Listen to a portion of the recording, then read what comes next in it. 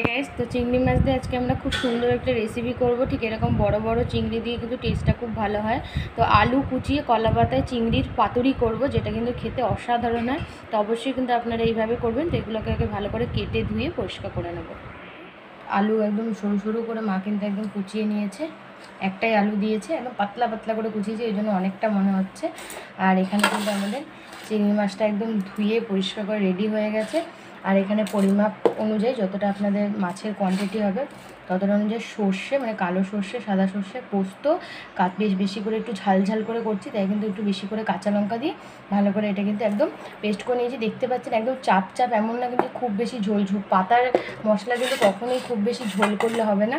তো মায়ের মধ্যে দিয়ে দেবে নুন, হলুদ আর এই যা যা আছে সব কিছু দিয়ে সর্ষের তেল দিয়ে খুব ভালো করে মা কিন্তু এটাকে মেখে নেবে। দিয়েছি নুন হলুদ, এবার দিয়ে দেবে এর মধ্যে চিংড়ি মাছগুলো। এইভাবে কিন্তু অবশ্যই করবেন, খেতে কিন্তু খুবই ভালো লাগে। আর এমন কিন্তু বেশি কিছু লাগে তাও কিন্তু নয়। এবার দিয়ে দেবে মশলাটা। আমরা একটু ঝাল ঝাল করছি, আর যদি আপনাদের কাছে নারকেল থাকে সেটাও কিন্তু ভালো করে একটু বেটে আপনারা দিতে পারেন। আর দিয়ে দেবে বেশি করে সর্ষের তেল। ব্যাস, এবার এটাকে ভালো করে মা চটকে মেখে নেবে। খুব বেশি চটকানো দরকার নেই, আলতো হাতে মেখে নিলেই হবে। এটাকে সাজিয়ে নিয়েছি খুব সুন্দর করে। দেখতে পাচ্ছেন কলা পাতাকে কিন্তু একদম ভালো করে গ্যাসে সেঁকে নিয়েছি। তো কলা পাতাটা কিন্তু সেঁকের মধ্যে দিয়ে দিয়েছি, আর দিয়ে দিয়েছি গোটা গোটা বড় বড় কিছু লাউ পাতা। সুন্দর করে এখানে আমি 3টে মতো লাউ পাতা সাজিয়ে দিয়েছি।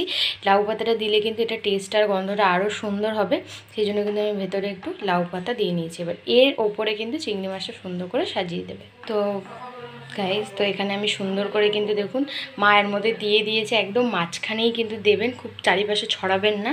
তো দিয়ে দিয়েছে, আর লাউ পাতাগুলো খুব সুন্দরভাবে একদম রয়েছে।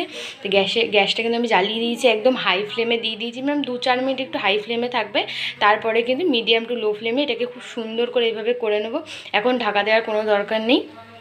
আর একটা লাউ পাতার কলা পাতা আমি এইভাবেই রেখে দিয়েছি, যখন আমি এটাকে আবার সেকেন্ড টাইম উল্টাবো তখন কিন্তু ওটা লাগবে।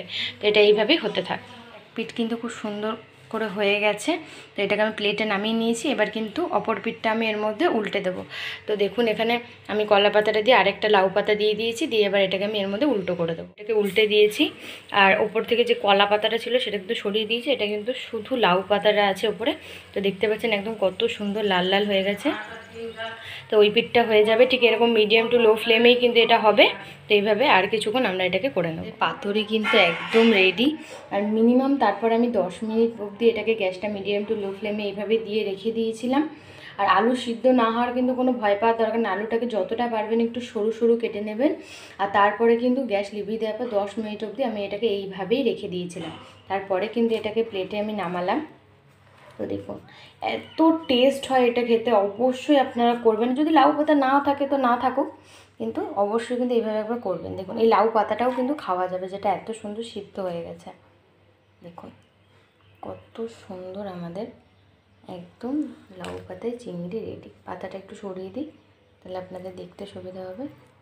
দেখুন দেখুন চিংড়ি মাছগুলো দেখুন একদম কত সুন্দর করে একদম সব রেডি হয়ে গেছে। চিংড়িগুলো সব একটু নিচের দিকে রয়ে গেছে।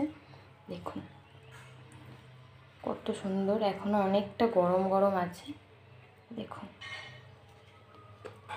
দেখুন সব কিছু কত সুন্দর করে আমাদের কিন্তু একদম সিদ্ধ হয়ে গেছে। দেখুন সব কিছু খুব সুন্দর করে সিদ্ধ হয়ে গেছে।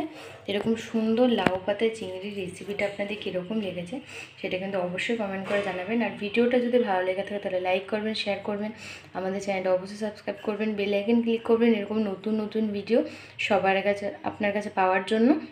আর অবশ্যই কিন্তু ট্রাই করবেন, আমি আপনাদের বারবার রিকোয়েস্ট করছি, কারণ এটা খেতে অপরূপ টেস্ট হয়। আর যখন এটা খাবেন তখন কিন্তু সাথে লাউ পাতাও নিয়ে নেবেন, সেটাও কিন্তু চটকের সাথে খাবেন, খুবই ভালো লাগবে খেতে। তো আজকের জন্য এতটুকুই, আবার দেখা হবে পরের সপ্তাহে।